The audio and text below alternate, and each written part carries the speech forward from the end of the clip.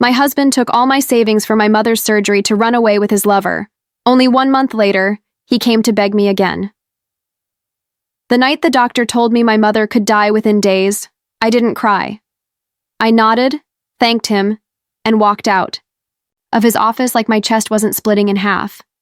I had been preparing for this moment for 5 years, saving every spare cent, working late shifts, skipping vacations, eating instant noodles while watching Mom hide her pain behind those soft eyes.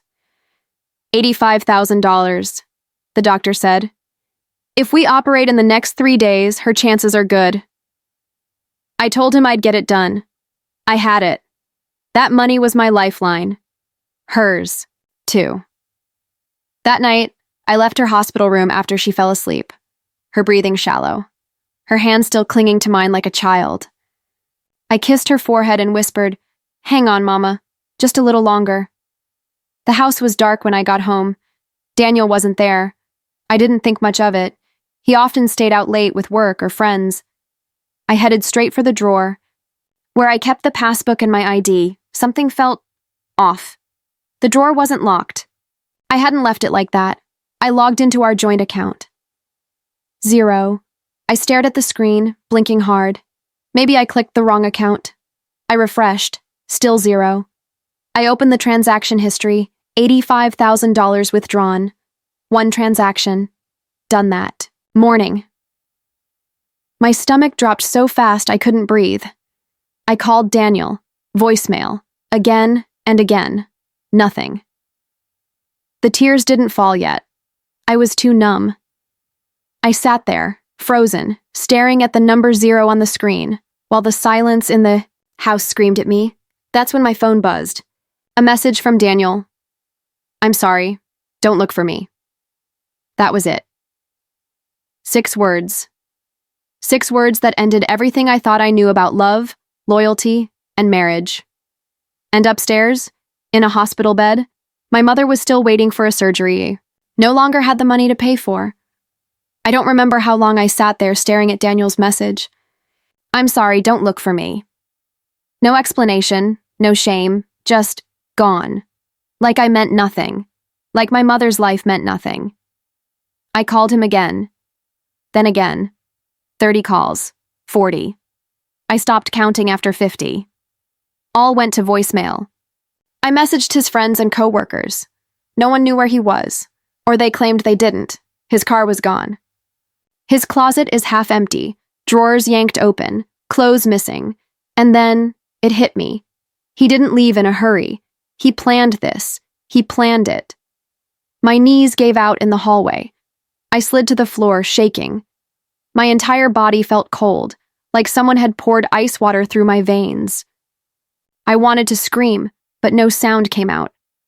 The money was one thing, but he knew about my mother. He knew. He had held her hand just last week, smiled and told her not to worry, that we were saving up, that she would be okay. He looked her in the eyes and lied. And then I found the loan papers. I was going through the desk, hoping, praying, that maybe I'd misunderstood something. Maybe the money had been transferred somewhere else. Maybe it wasn't him. Maybe someone hacked the account. But then I found the envelope. It had my name on it, inside, 3 sheets of paper from the bank. Loan approval. $70,000. My name, my social security number, my signature. Except it wasn't my signature. It was a bad copy, a messy imitation, but enough to pass. He had forged it. He had taken out a loan, in my name, $70,000, of debt, on top of the $85,000 he stole. I was shaking so badly the paper crumpled in my hands. I couldn't breathe. My ears rang. The room spun. I crawled to the bathroom and threw up until my throat burned. He didn't just abandon me, he destroyed me. And the worst part? My mother was still in that hospital bed, still waiting for the surgery I had promised would happen, still thinking her daughter was strong enough to save her. I walked back into the bedroom, holding the loan documents like they were soaked in poison. I looked around at the empty space where Daniel used to sleep. The scent of his cologne still clung to the sheets. I had been sleeping beside a stranger. No, a thief, a liar, a coward. I opened my phone and stared at his message again. I'm sorry. Don't look for me, I whispered into the silence. You'll wish I didn't. I thought losing the money was the worst part, but nothing prepared me for what came next. I called everyone I knew, friends I'd grown up with, co-workers I'd helped cover shifts for, neighbors I used to cook dinner for when their kids were sick. I begged. I pleaded. I swallowed every ounce of pride I had left. I'm so sorry, Nina. I really can't get involved. That's a lot of money. And with your debt now, maybe try a church or a GoFundMe? Every rejection hit like a slap. I wasn't even asking for the full amount, just anything to help me get closer. But all I got were soft voices, guilty eyes, polite ways of turning away. The word spread fast. Suddenly, people who used to greet me in the hallway crossed the street. Co-workers stopped inviting me to lunch. Everyone treated me like I had a disease, like debt was contagious. I stayed up 3 nights in a row filling out paperwork for a charity fund that helped families with urgent surgeries. I wrote every detail, how Mom raised me alone, how she used to work 2 jobs to keep food on the table, how I had been saving for this surgery for years. I submitted everything. Waited. The rejection email came the next morning. We regret to inform you that due to your current credit profile and active personal loan liabilities, we are unable to approve assistance at this time. I stared at the screen for a full minute. Then I started laughing. The kind of laugh that only comes when your world is burning, and all you can do is stand in the ashes and watch. That night, at the hospital, I sat by Mom's bedside. Her skin was pale, her breathing faint, her lips barely moving. I held her hand and told her everything was going to be okay. I lied through my teeth. She stirred, just a little, and her eyes fluttered open. Don't cry, sweetheart, she whispered, barely audible. It's okay. Don't worry about me. I buried my face in her hand, trying to memorize every line, every wrinkle. I told her I loved her, again and again, like maybe if I said it enough it would anchor her here, but by morning, she was gone, just like that. No surgery. No second chance. All I had left was a cold hospital room, a bill I couldn't pay, and a promise I couldn't keep. I walked out of that hospital alone. A daughter with no mother, a woman with no husband, and a soul with nothing left to give. Don't remember how I got home from the hospital? 1 minute, I was signing release forms with hands that wouldn't stop shaking. The next, I was standing in my living room, staring at the framed photo of my mother on the shelf, her smile frozen in time, eyes full of the kind of warmth the world doesn't make anymore. I dropped to my knees, not slowly, not gracefully. Collapsed, like my legs had finally given out under the weight of it all. One hand clutched the envelope, loan documents still inside, now wrinkled, smudged with fingerprints and dried tears. The other reached for her photo. My fingers traced the edge of the frame like touching it could somehow bring her back. I pressed it to my chest and let out a sound I didn't recognize. Something raw, animal, ugly. This wasn't grief. This was something deeper. Grief has an end. This felt endless. My mother was dead. My husband had vanished with every cent I had. I was now $70,000 in debt for a loan I never took, and all I had left was a quiet house that still smelled like his cologne and a bank balance that mocked me with a single cruel number, 0. I had no more tears, just silence. Thick, suffocating silence that crawled into every corner of the room and reminded me that no one was coming. Not to save me, not to hold me, not even to say I'm sorry. I sat on the floor for hours, frozen, breathing in that silence, letting it settle inside me, because what else was there? No husband, no mother, no money, just my name tied to a debt that wasn't mine, and a promise I couldn't keep to the one person who never stopped believing in me. I whispered into the dark, I'm so sorry, Mom. And then the silence answered. Grief has a way of numbing you. At first, it steals your breath, then your sleep, then your sense of time. I didn't eat, I didn't speak, I barely moved. For 3 days, I sat in that same spot on the living room floor, surrounded by silence and failure. Bills piled up in the mailbox. Missed calls blinked on my phone. The world moved on. But I didn't. Then, on the 4th day, something shifted. It wasn't dramatic. No lightning bolt, no voice from the heavens, just a memory. My mother's voice. Not her last words, but something she used to say when I was younger, after Dad walked out on us. When someone breaks you, baby, you don't glue yourself back together. You build something new, stronger, sharper. And suddenly, I knew what I had to do. I was an accountant. I wasn't helpless, I wasn't stupid, and I damn sure wasn't done. I got up, showered, cleaned the kitchen, opened my laptop. First, I pulled all the bank statements from the last 6 months. Highlighted every suspicious withdrawal, every login Daniel made from his phone, every transfer timed right before he worked late. Then the forged loan application. I found the scanned signature the bank had on file. It was shaky, too round, too slow. I pulled up my tax forms from the last few years and printed copies of my real signature. I started building a side-by-side comparison. Dates, strokes, angles, even a layman could see it wasn't mine. Next, I went digging through our shared cloud account. He never changed the password. Photos, videos, screenshots of him and her. A woman half his age posing in hotels we could never afford, unless you were spending someone else's savings. I screenshotted everything, and then, almost like fate, I found the recordings. I'd saved them from when our marriage was falling apart. Arguments I'd recorded for my own safety, back when I still thought I might need proof for counseling or, God, I don't know, divorce. One of them? Daniel laughing over drinks, bragging to a friend on speakerphone. Nina doesn't even know what she's worth.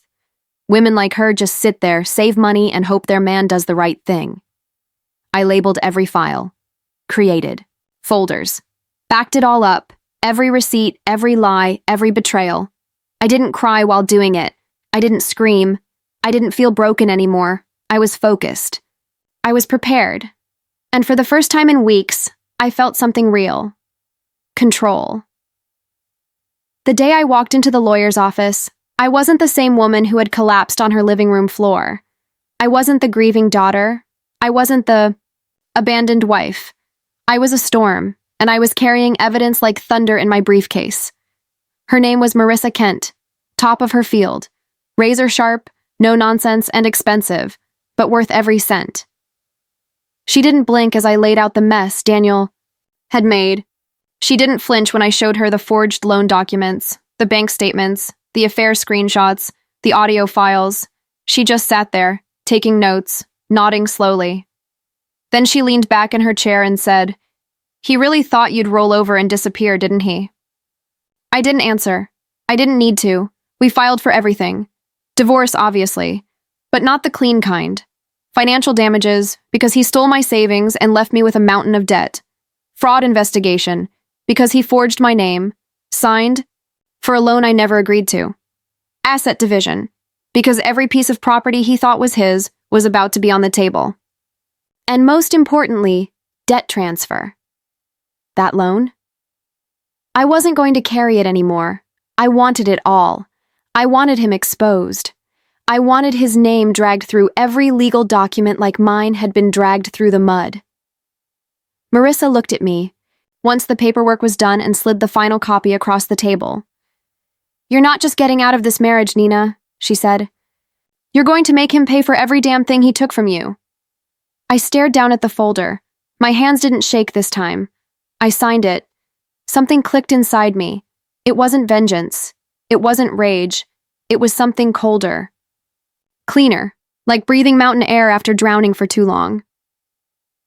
Marissa smiled as she gathered the documents. "He's going to wish he stayed gone." I stood up, gathered my coat, and walked out of that office taller than I'd felt in years. Let him run. Let him hide. It didn't matter anymore, because I wasn't just filing for divorce. I was filing for justice. It had been exactly 34 days since I filed the lawsuit. 34 days since I stopped waiting. Since I stopped looking over my shoulder, wondering if he'd call, if he'd come back, if he'd have the audacity to show his face. And then, one quiet morning, I opened the door, and there he was. Daniel. If it weren't for the sound of his voice, I wouldn't have recognized him. His face was gaunt, eyes sunken, like sleep had abandoned him. His once perfect shirt was wrinkled, stained, and clinging to shoulders that seemed to have collapsed in on themselves. His hair was a mess. He smelled like sweat, desperation, and failure. I didn't say a word. He dropped to his knees on the doorstep, right there in front of the neighbors, in front of the world. Nina, please. I messed up. I know I did. She left me, took everything. I don't have a job, the banks.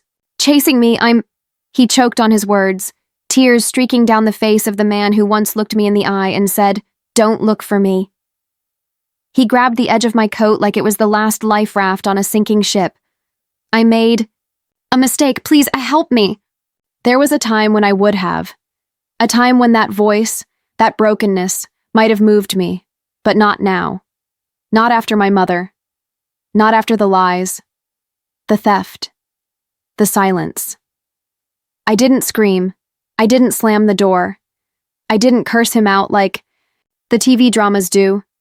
I simply turned around, walked into the kitchen, and poured him a glass of water. He took it with trembling hands, grateful. Hope blooming in those tired eyes. That's when I placed the envelope next to the glass. A clean, crisp, court-stamped summons. "You took everything from me, Daniel," I said, calm as glass. "Now it's my turn." He froze. His lips parted. But the words never came. I watched his hands shake as he opened the envelope, read the first line, and realized this wasn't a plea for closure. It was war, legal, precise, unforgiving. I didn't watch him leave. I didn't need to. I already knew. He didn't just lose me. He lost the one person who would have saved him, and this time, I was the one who disappeared. The courtroom smelled like old wood and cheap cologne. Daniel sat across from me in a suit that didn't fit anymore, wrinkled, ill-tailored, like it was borrowed from a better version of himself. He kept glancing over, hoping for a flicker of softness, maybe a twitch of the mouth, a crack in the armor. He got nothing, not because I was angry, because I was done. The judge entered. We all rose. The air was stiff, tight. My lawyer, Marissa, sat beside me, calm as ice, flipping through folders like she already knew how this would end. Then Daniel's attorney stood up. "Your Honor, my client deeply regrets his actions. He was under immense stress. His behavior, while clearly irresponsible, was not malicious. He was lost, misguided, emotionally unstable, and at the time, he genuinely believed the funds were part of the marital estate." Daniel chimed in, voice cracking on cue. "I wasn't thinking straight. I thought she'd understand. I didn't mean to hurt her." He looked at me again. Still, I didn't flinch. Marissa didn't even look up. She just reached into her folder, pulled out a flash drive, and handed it to the bailiff. "We'd like to submit audio evidence, Your Honor, from a phone recording, made during the defendant's affair, when he didn't know he was being recorded." The judge nodded. The room hushed. The playback began. Daniel's voice, casual, cocky, a little drunk. "What's hers is mine. That's what marriage is for, right? She saves, I spend. It's all legal in the end." A beat of silence, then murmurs. One juror's face twisted. The judge's brow furrowed. Daniel's mouth parted slightly, like he wanted to deny it, but couldn't. Not when his voice filled the room like smoke. The judge raised a hand. "That's enough." He adjusted his glasses, then looked directly at Daniel. "Mr. Whitmore, this is not only a betrayal of your spouse, it is, by definition, calculated financial fraud. You did not act impulsively. You acted deliberately." Then he turned to me. "Ms. Whitmore, you are hereby absolved of all responsibility for the $70,000 loan. It is to be fully transferred to the defendant. In addition, Mr. Whitmore is ordered to pay $100,000 in damages, with assets frozen pending further investigation." I didn't cry. I didn't smile. I just nodded. because I hadn't come for revenge. I came for justice. And I got it. The apartment was small, but sunlight spilled through the windows every morning like it had been waiting just for me. There were no echoes of slammed doors, no scent of cologne I hadn't worn, just peace, plain and simple. I started a new job, at a small accounting firm across town. Nothing flashy, nothing big. But it was mine. Every number, every file, every client. I built it back from scratch. Each evening, I'd come home, kick off my shoes, and sit by the window. That's where I placed her photo, my mother, still smiling like she knew I'd find my way out. Next to it, the framed court ruling. A single piece of paper that said, "You were right. He was wrong." And now it's over. Sometimes I'd run my fingers along the glass, tracing her smile, remembering the way she'd always say, "You don't need to scream to be strong, baby. You just need to know when to speak." I had spoken, and the world had listened, not because I shouted, but because I stood, and for once, I wasn't scared anymore. Voiceover. He thought I was weak because I stayed silent, but silence isn't surrender, it's preparation. And now, I don't need anyone to fight for me, I fight for myself. I closed my eyes and breathed in. The quiet. No more chaos, no more begging, just me, whole, and finally free.